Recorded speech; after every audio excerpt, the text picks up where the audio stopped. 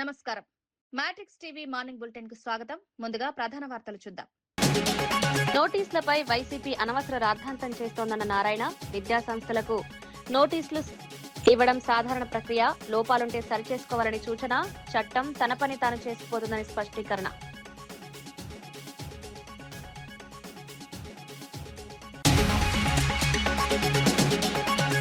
తెలంగాణలో బీఆర్ఎస్ పని అయిపోయిందన్న మహేష్ గౌడ్, పార్లమెంట్ ఎన్నికల ఫలితాలే నిదర్శనం, సంక్షేమ పథకాలను చూసి ఓర్వలేక విమర్శలు, కాంగ్రెస్ ప్రభుత్వం ప్రజల కోసం పనిచేస్తోందని వ్యాఖ్య.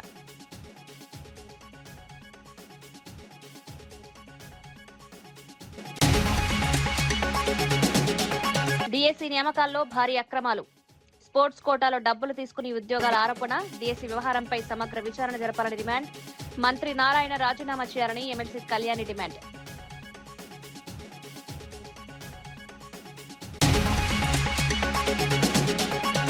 చిరంజీవిని కలిసిన బీజేపీ రాష్ట్ర అధ్యక్షుడు రామచందర్, మోదీ పాలన విజయాల పుస్తకం అందజేత, దేశాభివృద్ధి అంశాలపై చర్చ, ఇది మర్యాదపూర్వక భేటీ మాత్రమే అని స్పష్టీకరణ.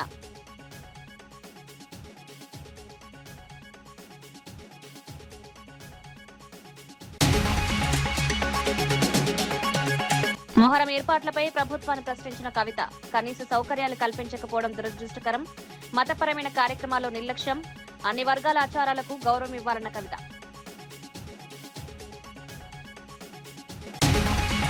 విద్యా సంస్థలకు అధికారులు నోటీసులు ఇవ్వడం సహజ ప్రక్రియనని మంత్రి నారాయణ స్పష్టం చేశారు. చంద్రశేఖర్ రెడ్డి కాలేజ్ కి నోటీసులు ఇచ్చారని, వైసీపీ రోడ్డెక్కి ఆందోళనలు చేయడం సిగ్గుచేటని వ్యాఖ్యానించారు. లోపాలు ఉంటే వాటిని సరిచేసుకోవాలని, రాజకీయ లబ్ధి కోసం వీధి నాటకాలు వేయొద్దని సూచించారు. గతంలో వైసీపీ ప్రభుత్వం నారాయణ విద్యా సంస్థలను కక్షగట్టి వేధించిందని గుర్తు చేశారు. అయితే తమ ప్రభుత్వం ఎవరిపైనా కక్షపూరితంగా వ్యవహరించదని స్పష్టం చేశారు. వ్యాపారవేత్తలు విద్యా సంస్థలకు ఇబ్బందులు కలిగించే ఉద్దేశం లేదన్నారు. టీవీలో వచ్చిందని నాకు గంటా శ్రీనివాస్ గారు ఫోన్ చేసి చెప్పారు. గంటా శ్రీనివాస్ గారు మా వెంకడు ఫోన్ చేసి ఏంది అని అడిగారు. అప్పుడు దాకా నాకే తెలియదు. ఎందుకంటే వాళ్ళ పని ప్రభుత్వం ఏం చేస్తుందో అది చేసుకుంటుంది. నేను మంత్రినే కూడా నా సొంత ఇన్స్టిట్యూషన్, మా పిల్లలు నడుపుతున్న ఇన్స్టిట్యూషన్స్ ఉన్నా ఆడేం జరుగుతుందో నేను పట్టించుకోవటంలా. చట్టం దానిపైన చేస్తుంది. రూల్స్ అండ్ రెగ్యులేషన్స్ ఇన్స్టిట్యూషన్ పాటించాలా. అదేవిధంగా వాళ్ళు అధికారులు నోటీసులు ఇచ్చి చేసిన దానికి నారాయణ సారు, ఇంకొక ఆయన లేదా ఎడ్యుకేషన్ మినిస్టర్ చేశారు. ఏంది ఇది? దానికి ఎమ్మెల్సీలు అందరూ తీసుకురావటం, దానికి ఒక ధర్నా చేసి హైప్ కావాలనుకోవటం, అట్ట అనుకుంటే నేను ఎన్నో చేసి ఉండాలి. 1924లో నిజంగా నారాయణ ఇన్స్టిట్యూషన్ మీద చేసినవి కానీ నేను కానీ చేస్తుంటే రోజు ప్రెస్లో ఉండేవాడిని. రోజు ఎవ్రీడే ప్రెస్లో ఉండేవాడిని. ప్రతిరోజు ఇన్స్టిట్యూషన్ మీద చేసిన గందరగోళాలకి, ఇచ్చిన నోటీసులకి, వాటికి ప్రతిరోజు నేను ప్రెస్లో ఉండాలా. కానీ ఇన్స్టిట్యూషన్స్ దానిపైన చేసుకుంటాయి. అదేవిధంగా ప్రభుత్వం ఏదైనా చేయాల్సి ఉంటే చేస్తారు. దాన్ని హైప్ చేసుకోవటానికి, సొంతగా ఏదో పైకి పోవటానికి బ్రహ్మాండంగా చూడు నన్ను చేస్తారని చేసుకుంటే ప్రజలు నవ్వుతారు. ఇది నేను చెప్తున్నాను కదా. ఇది ప్రజలు అంత తేలిక లేరండి. ప్రజలకి ప్రజా పరిపాలన జరుగుతున్నా లేదా, వాళ్ళకి మంచి చెడు జరుగుతలేదా, వాళ్ళ పనులు అవుతున్నాయా లేదా, వాళ్ళకి ఒక మున్సిపల్ కార్పొరేషన్ ఏరియా అయితే దాంట్లో అన్నీ జరుగుతున్నాయా లేదా, ఇలా చూసుకుంటారు. దాని మీద కాన్సన్ట్రేషన్ చేయాలి. కానీ అసలు నాకు తెలియదు. నిజం చెప్తున్నాను. నేను నెల్లూరు సిటీ ఎమ్మెల్యే అయినా ఇక్కడ జరిగింది నాకు తెలియదు. అది ఎందుకంటే వాళ్ళు చేసే పని వాళ్ళు చేసుకుంటారు. మొన్న సాయంకాలమే నారాయణ ఇన్స్టిట్యూషన్స్ భీమవరం వాళ్ళకి నోటీస్ ఏదో ఇచ్చారని గంటా శ్రీనివాస్ గారు ఆ రోజు నైట్ ఫోన్ చేసి చెప్పాడు నాకు. ఏంది నోటీసులు ఇచ్చారంట, అది యాక్షన్ అంట అంటే నాకు తెలియదా, నేను కనుక్కుంటానన్నా. కనుక్కోలే నేను. ఎందుకంటే ఏదన్నా ఉంటే వాళ్ళు నోటీస్ ఇస్తారు, వీళ్ళు కరెక్ట్ చేసుకుంటారు, ముందుకు పోతారు. అదేవిధంగా ఏదైనా ఇన్స్టిట్యూషన్స్ మీద ఎవ్వరు, ఈ ప్రభుత్వం అయితే గడ్జి ప్రభుత్వం కాదు. ముఖ్యమంత్రి గారు చాలా క్లారిటీ ఇచ్చారు. ప్రశాంతంగా రాష్ట్రం ఉండాలి, ప్రశాంతంగా జిల్లాలు ఉండాలి, ప్రజలందరూ హ్యాపీగా ఉండాలి. అయితే చట్టంలో తప్పు చేసిన వాళ్ళు ఎవరిని క్షమించేది ఉండదు. కాబట్టి ఇది ఆయన సొంతగా హైప్ చేసుకోవడానికి ఎమ్మెల్సీని తీసుకొచ్చి గందరగోళం చేసుకుంటే ప్రజలన్నీ చూస్తున్నారు. ఇన్స్టిట్యూషన్ అయినా ఎక్కడైనా రూల్స్ అండ్ రెగ్యులేషన్స్ పాటించుకుంటే పిల్లలు ఇబ్బంది పడతారని తెలిసిందే. 2019-24లో శ్రీధర్ రెడ్డి వచ్చి మా క్యాంపస్లో కూర్చున్నాడు. ఈరోజు మీతో మాట్లాడుతున్నా. నేను నోరెత్తి కూడా మాట్లాడాల. ఇప్పుడు ఎమ్మెల్యే శ్రీధర్ రెడ్డి గారు ఎన్డీఏ దాంట్లో ఉండి శ్రీధర్ రెడ్డి గారు నారాయణ ఇన్స్టిట్యూషన్ ఒక ఇన్స్టిట్యూషన్లో ఆయన కూర్చున్నాడు. నేను నోరు ఎత్తలా, ఎందుకంటే డిఈఓని ఎంఈఓని పిలిచాడు, రూల్స్ రెగ్యులేషన్స్ అన్ని చూడమన్నారు, చూశారు, వదిలేశారు. నేను నోరు కూడా ఎత్తలే అసలు. ఈరోజు మాట్లాడుతున్నా, ఆ రోజు నోరు కూడా ఎత్తలే. నేను ఆ రోజు హెల్ప్ చేయాలైతే సీఎం గారికి చెప్పి సీఎం ద్వారానే అందరినీ తీసుకొచ్చి ఎమ్మెల్యేలు అందరినీ రద్దు చేసి ఉండొచ్చు. కాబట్టి ఏదైతే ఇన్స్టిట్యూషన్స్ నడుపుకుంటున్నారో, వ్యాపారాలు చేసుకుంటున్నారో, వాళ్ళ వ్యాపారాలు వాళ్ళ ఇన్స్టిట్యూషన్ వాళ్ళు చేసుకోవటం ఈ ప్రభుత్వం ఎవ్వరి మీద గ్రెడ్జి తీసుకోదు. ఈరోజు నెల్లూరులో చూస్తున్నారు, ఏ వ్యాపారస్తుని మేము ఇబ్బంది పెట్టాలా, వాళ్ళు ఏ పార్టీ అయినా ఇబ్బంది పెట్టాల. మీరు బాగా వ్యాపారాలు చేయండి, బాగా సంపాదించుకోండి, రాష్ట్రానికి ట్యాక్సులు కట్టండి, రాష్ట్రం ఆర్థికంగా డెవలప్ అవుద్ది. ఆర్థికంగా డెవలప్ అయితే మేము సంక్షేమ అభివృద్ధి రెండు చేస్తామనే నినాదంతో ముందుకు పోతాం. ఏపీ దేవాదాయ శాఖ మంత్రి ఆనం రామనారాయణ రెడ్డి షిరిడి సాయి ఆలయాలపై కీలక వ్యాఖ్యలు చేశారు. పౌరాణిక గ్రంథాలు, హిందూ ధర్మశాస్త్రాల్లో షిరిడి సాయికి సంబంధించిన ప్రస్తావన లేదని పేర్కొన్నారు. వైదిక ప్రమాణాలు, ఆగమ శాస్త్రాల ప్రకారం అక్కడ పూజలు నిర్వహించబడమన్నారు. అందువల్ల టీటీడీ శ్రీవాణి ట్రస్ట్ నిధులను షిరిడి సాయి ఆలయాల నిర్మాణం లేదా అభివృద్ధికి కేటాయించే అవకాశం లేదని స్పష్టం చేశారు. దేవాలయాల అభివృద్ధి విషయంలో ఆగమ శాస్త్రాలను తప్పనిసరిగా పాటించాలని పేర్కొన్నారు. ఈ వ్యాఖ్యలు భక్తుల్లో చర్చనీయాంశంగా మారాయి. అటువంటి వైదిక ప్రమాణాలు, ఆగమ శాస్త్రాల ప్రకారం అయితే హిందూ ధర్మాదాయ దేవాదాయ ఆలయాలు వాటి పరిరక్షణలోనే ఈ యొక్క శాఖ పనిచేయాలి. షిర్డీ సాయి భక్తులు కూడా హిందువులు ఉన్నారు, ఇతర మతస్థులు ఉన్నారు. సమాజంలో అనేక మంది షిర్డీ సాయి భక్తులు, సేవకులుగా ఉన్నారు. కాబట్టి మొదటి నుంచి పౌరాణిక శాస్త్రాలు మన పురాణ గ్రంథాల్లో చూస్తే షిర్డీ సాయి ఆనాడు ఈ యొక్క పౌరాణిక హిందూ ధర్మశాస్త్రాల్లో లేరు. ఉన్నటువంటి వారిని పరిరక్షించడానికి ఆగమ శాస్త్రాలు, వైదిక శాస్త్రాల ఆలోచన ప్రకారమే మనం ఈనాడు వాటిని వృద్ధి చేయడానికి, సనాతన ధర్మాన్ని కాపాడడానికి పనిచేస్తున్నాం. షిర్డీ సాయి ఆలయాలు ఎక్కడ ఏర్పడినా మీరు అన్నట్లు హిందువులు ఉన్నారు, అనేక మతస్థులు ఉన్నారు. అలాగే అనేక రకాలుగా ఆలయాలకి ఆర్థిక స్తోమతలు అందించేటువంటి అనేక మంది ఉన్నారు. కాబట్టి ఆలయాలు వాళ్ళు అభివృద్ధి చెందుతూనే ఉన్నాయి, వాళ్ళు దగ్గరుండి వాటిని పోషించుకుంటున్నారు. కాబట్టి హిందూ ఆలయాలకు చెందినటువంటి ఈ నిధులని హిందూ రక్షణ ఆలయాలకు మాత్రమే మనం ఖర్చు చేయాలి. ఇదే సాంప్రదాయం మిగతా కొన్ని సాంప్రదాయాలకి వర్గీకరించే అవకాశం ఉంటుందా సార్? మిగతా ఇట్లాంటి ఈరోజు షిరిడి అయింది, కొంతమంది కొంత ఆందోళన ఉండొచ్చు, మరికొన్ని దేవాలయాలకి ఈ సాంప్రదాయాలను ఏమన్నా ఎక్స్టెండ్ చేసే అవకాశం ఉందా? అంటే మీరు స్పెసిఫిక్గా అడగండి. కొంతమంది అని అంటే మీరు దేని గురించి అడుగుతున్నారు నాకు కూడా తెలియాలి కదా. షిర్డీ సాయిది అయితే నేను చెప్పాను, దీనిలో ఇబ్బంది ఏం లేదు, ఉన్న వాస్తవాలను చెప్పాం. షిర్డీ సాయి ఆలయాల్లో ఈ ఆలయాలు అన్నీ కూడా హైందవ శాస్త్ర ప్రమాణాల ప్రకారం వైదిక కార్యక్రమాలు జరపబడవు, అందుకని అవి మా పరిధిలో లేవు. ఇంకా వేరేది ఏదైనా మీరు ఏదైనా ఉంటే స్పెసిఫిక్గా అడిగితే చెప్పగలరు. సార్, ఇప్పుడు దేవాదాయ శాఖలో రాష్ట్ర ప్రభుత్వాలకు సంబంధించి రాష్ట్రంలో 5 లక్షల వరకు దాదాపుగా భూములు ఉన్నాయనేది అధికారిగా లెక్కలు చెప్తారు. గురుకుల టెండర్లలో భారీ అవినీతి జరిగిందని మాజీ మంత్రి కొప్పులేశ్వర్ ఆరోపించారు. టెండర్ల విధానంలో మార్పులు చేసినప్పుడు బోర్డు సమావేశంలో చర్చ జరిగితే ఆ మినిట్స్ ను బహిర్గతం చేయాలని డిమాండ్ చేశారు. మొదట 683 కోట్ల టెండర్లని, తర్వాత 1142 కోట్ల టెండర్లని చెప్పడం ప్రభుత్వ వైఖరిని ప్రశ్నార్థకంగా మారుస్తోందన్నారు. అసలు 2586 కోట్లకు టెండర్లు పిలిచిన విషయం వాస్తవమని పేర్కొన్నారు. ఈ అంశంపై మంత్రి అడ్లూరి లక్ష్మణ్ కు సరైన అవగాహన లేదని విమర్శించారు. ప్రజల డబ్బుతో జరిగే వ్యవహారాల్లో పారదర్శకత ఉండాలని డిమాండ్ చేశారు. లేకుండా మాట్లాడుతున్నట్టుగా కనబడతా ఉంది. బీసీ సంక్షేమ శాఖ మంత్రి అయితే పొన్నం ప్రభాకర్ గారు ఈ టెండర్ ప్రక్రియతో మాకేం సంబంధం లేదని మాట్లాడిండు. మేము కూడా అదే అంటున్నాం. ఒక మంత్రిగా ఉండి సంక్షేమ శాఖకు ఉన్నటువంటి మంత్రులు, అది social welfare, ST welfare, BC welfare, minority ఏదైనా కావచ్చు, మీరు మాకు సంబంధం లేదని అనడం వల్ల అధికారులు ఇష్టారీతిన ఇందులో అవకతవకలు చేసి కుంభకోణాలకు పాల్పడి మీకు రావాల్సినటువంటి ముడుపులు చెల్లితే చాలా, అంతవరకు మాత్రమే మీకు తెలుసా?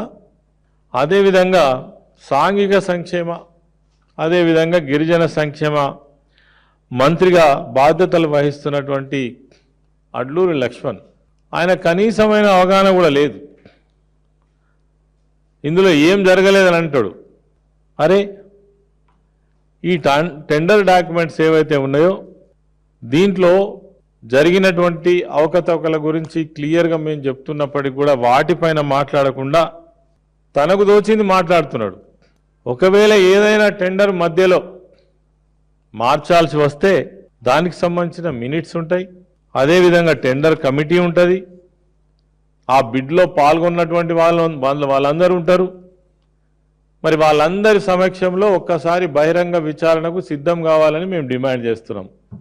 అదేవిధంగా మా హయాంలో దళిత సోదరులకు కావచ్చు ఈ టెండర్ ప్రక్రియలో ఆనాడు పూర్తి స్థాయిలో విజయవాడ కృష్ణలంక సిఐ నాగరాజుకు మద్దతుగా స్థానిక ప్రజలు భారీ ర్యాలీ నిర్వహించారు.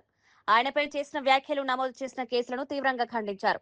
గత 3 ఏళ్లుగా గంజాయి, బ్లేడ్ బ్యాష్లపై కఠిన చర్యలు తీసుకున్న అధికారిగా నాగరాజు గుర్తింపు పొందారని తెలిపారు. ప్రజల కోసం 24 గంటలు పనిచేసే నిజాయితీ గల అధికారిపై కేసులు పెట్టడం సరైంది కాదన్నారు. ఇలాంటి అధికారులను ఇబ్బంది పెడితే చట్ట వ్యవస్థ దెబ్బతింటుందని హెచ్చరించారు. సిఐ నాగరాజును నిర్దోషిగా ప్రకటించి న్యాయం చేయాలని డిమాండ్ చేశారు. ఏ పోలీసుడండి 24 గంటలు ఇంటూ 7 పనిచేసే వ్యక్తి అది సిఐ గారు నాగరాజు గారు ఒక్కరేనండి. పొద్దునంతా యూనిఫామ్ వేసుకొని గవర్నమెంట్కి సేవ చేస్తే నైట్ బాబుతో యూనిఫామ్ ఇప్పి ప్రజల కోసం సేవ చేసే వ్యక్తి నాగరాజు గారండి. అలాంటి నాగరాజు గారి మీద మీరు అనుచిత వ్యాఖ్యలు చేయడానికి సమాన విషయం అయినా కాదు, అది మేము ఖండిస్తాము. సిఐ గారి మీద అనుచిత వ్యాఖ్యలు చేసి కేసులు కట్టడం కూడా అది దుర్మార్గం. మీరు ఖండించుకొని ఎవరు ఏంటనేది మీరు చూసుకోవాలి. ఇలా లాండ్ ఆర్డర్ వ్యవస్థ ఇలా దుర్వినియోగం చేస్తే ఇలాంటి సీఐల మీద కేసులు కడితే రాష్ట్రంలో ప్రతి ఒక్కరు ఎవరు కూడా బతకలేరు. మీరు అది నిర్ణయించుకొని మీరు గవర్నమెంట్ వారు సిఐ గారిని నిర్దోషిగా ప్రకటించాలని చెప్పి మేము కోరుతాం, డిమాండ్ చేస్తాం.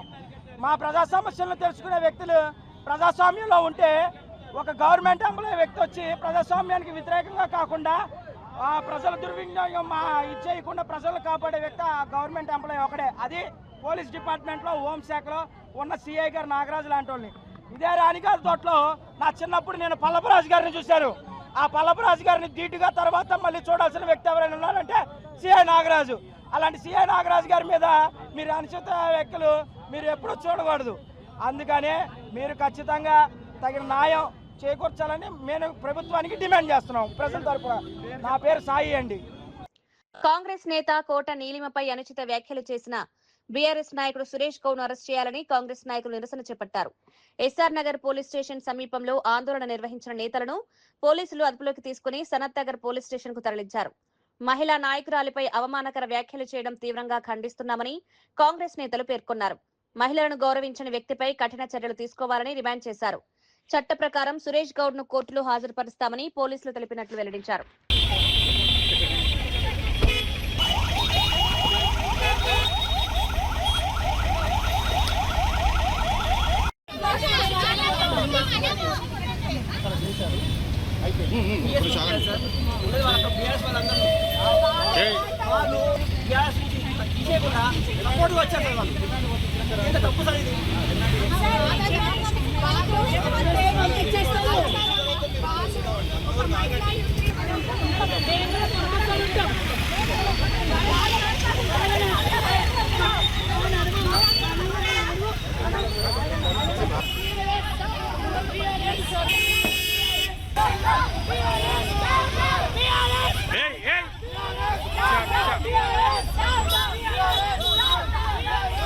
నోటికి వచ్చినట్టు మాట్లాడుతాడు.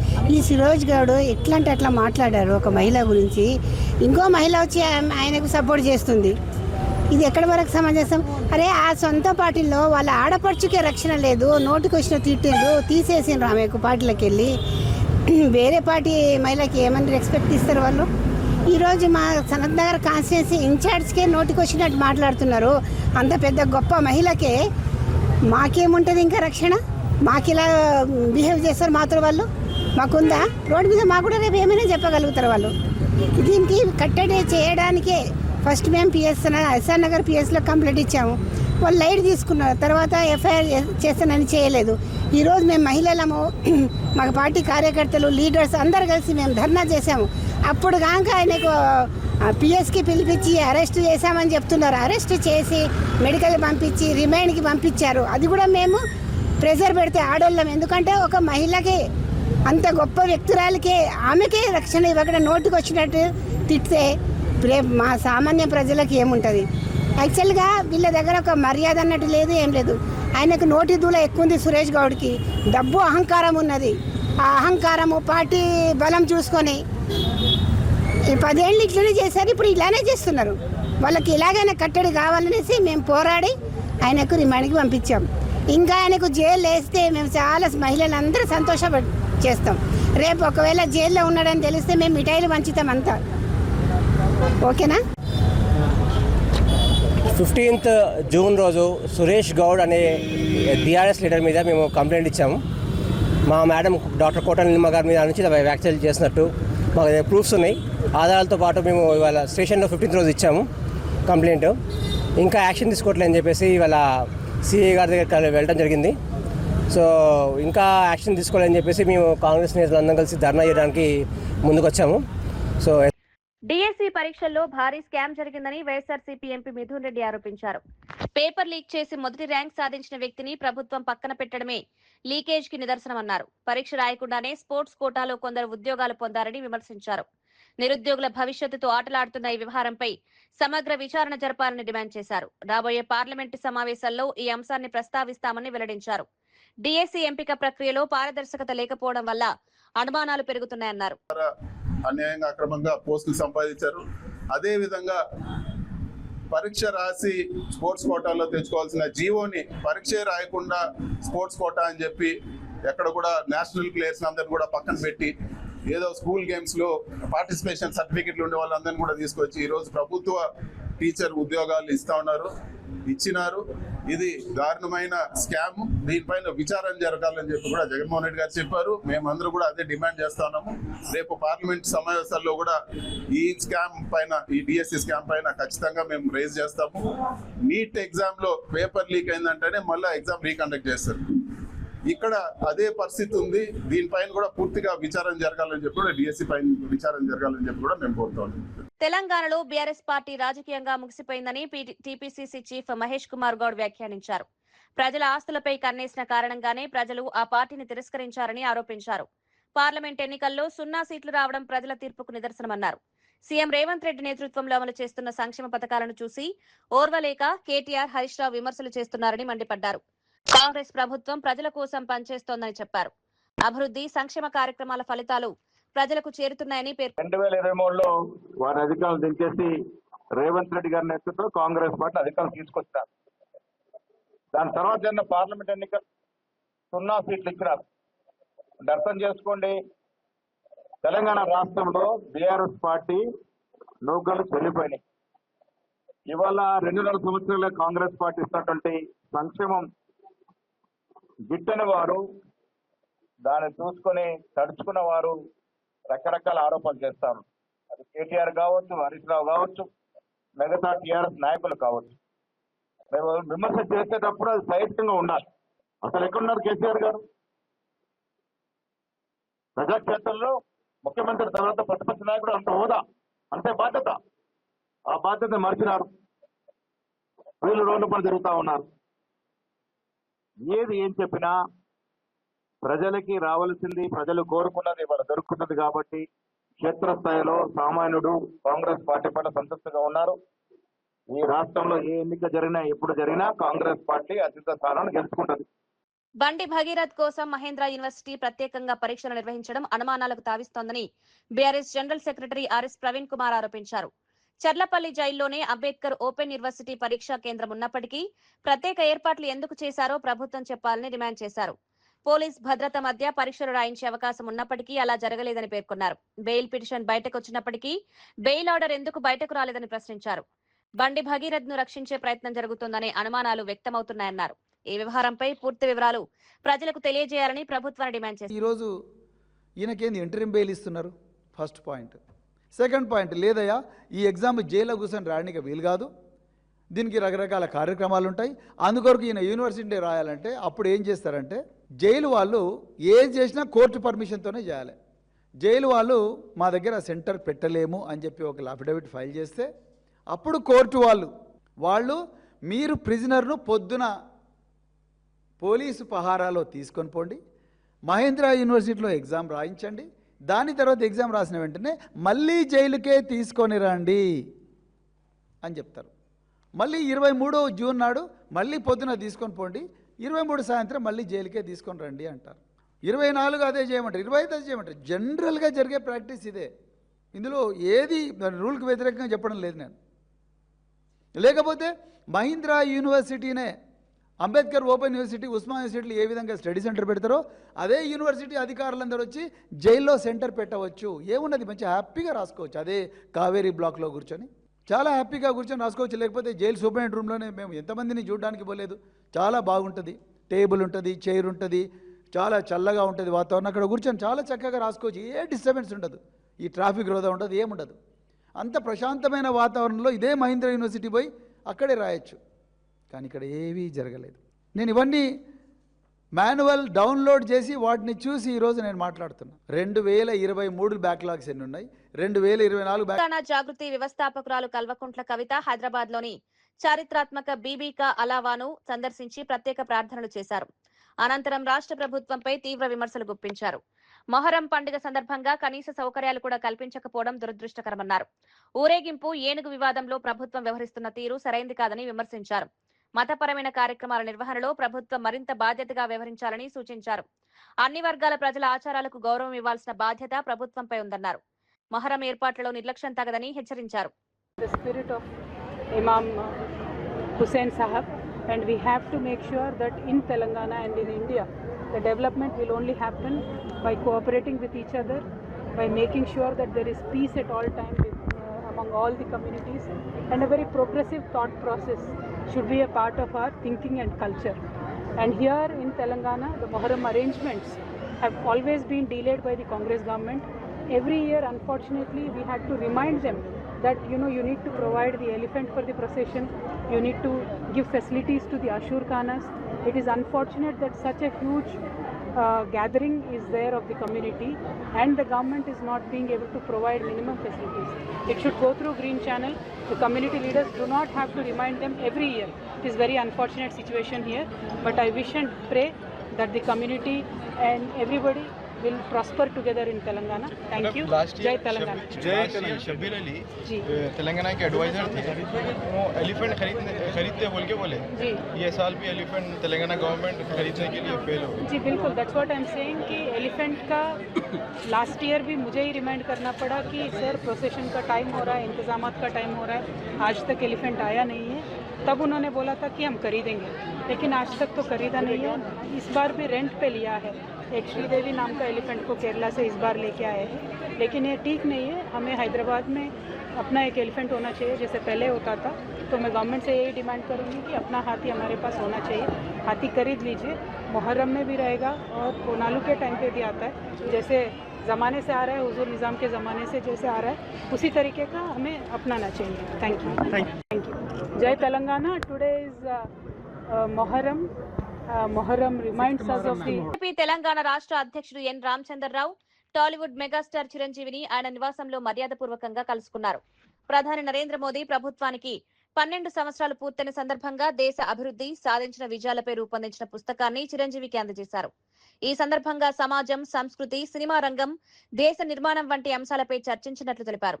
ఈ భేటీ పూర్తిగా మర్యాదపూర్వకమైందేనని, రాజకీయాలకు సంబంధం లేదని స్పష్టం చేశారు.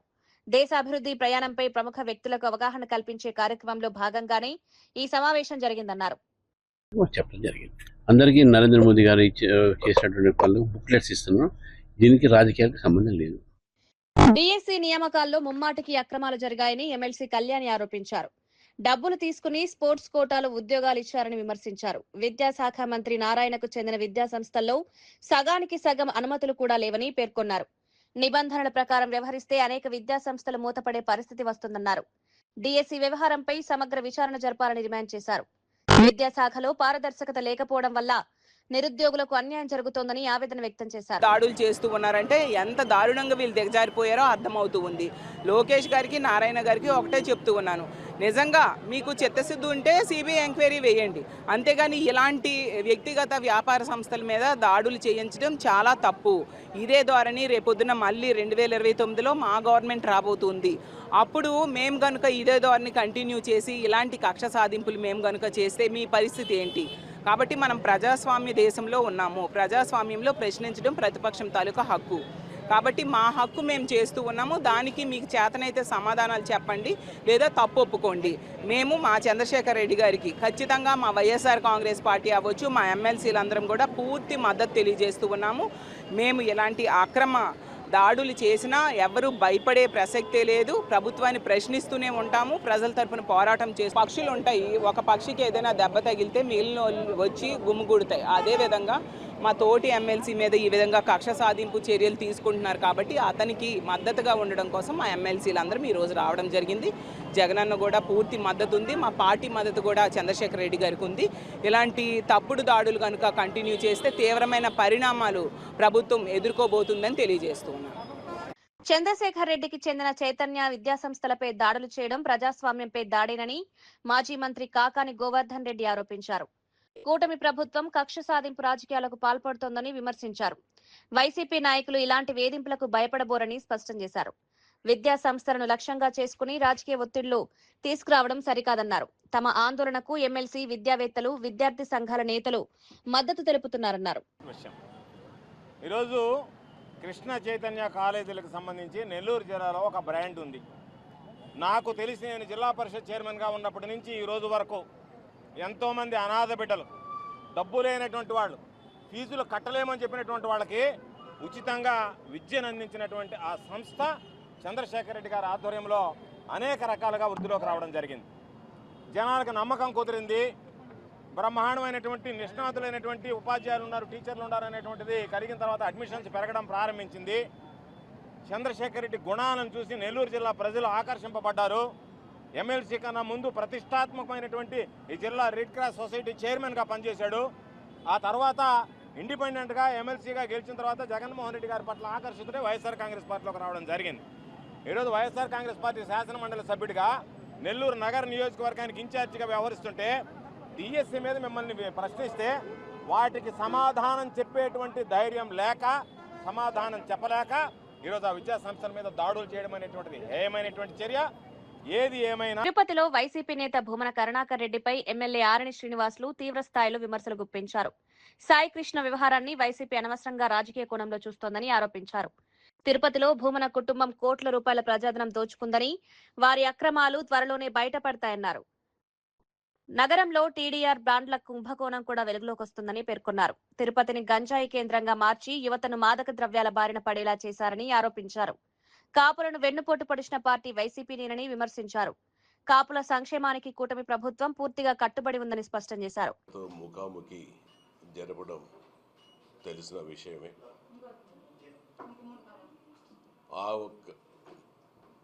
ఆ ఒక్క విషయాన్ని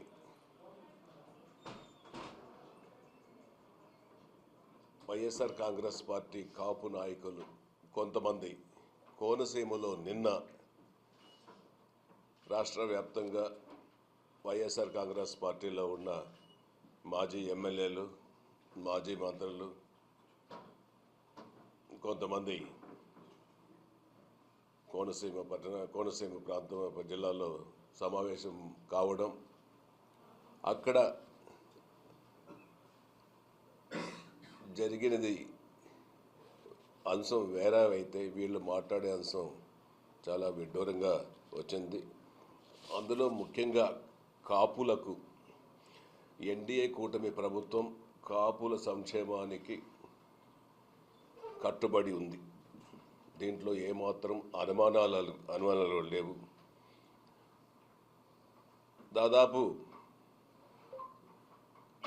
ఎన్డీఏ కూటమి ఎన్నికల్లో ఇచ్చిన వాగ్దానాలని, సంక్షేమ అన్నిటిని కూడా ఒకటి తర్వాత ఒకటి అమలు చేస్తూ ఉంది. ఈ 2 ఏళ్ల కాలంలో కూటమి ప్రభుత్వము ఎన్నికల మేనిఫెస్టోలో ఇచ్చిన అన్నిటినీ కూడా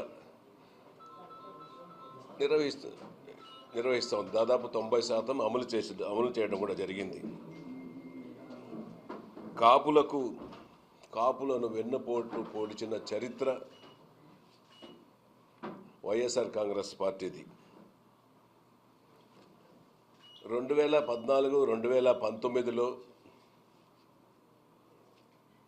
అప్పటి తెలుగుదేశం ప్రభుత్వం రాష్ట్ర వ్యాప్తంగా కూడా కాపులకు